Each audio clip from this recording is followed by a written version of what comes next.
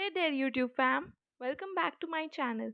Today we are diving deep into an intriguing psychological phenomenon known as the Diderot Effect. It's a concept that might just change the way you think about your purchases and possessions.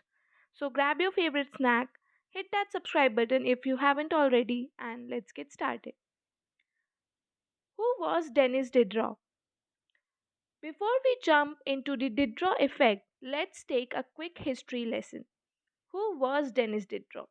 Well, he was an influential French philosopher and writer during the Enlightenment era, known for his role in creating the encyclopedia. The origin of Diderot effect.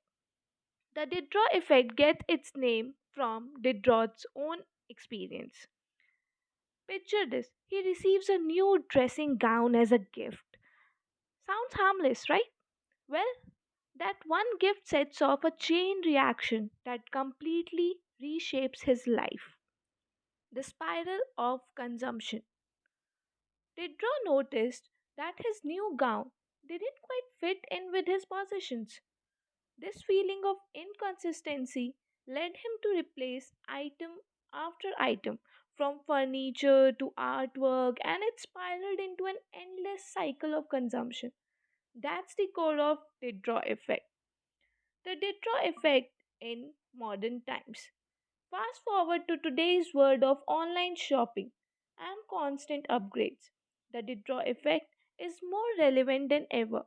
Think about the last time you got a new gadget and suddenly felt the urge to upgrade everything else to match. The psychology behind it. Let's dive into the psychology behind the Diderot effect. It's all about identity. We often tie our sense of self to our possessions.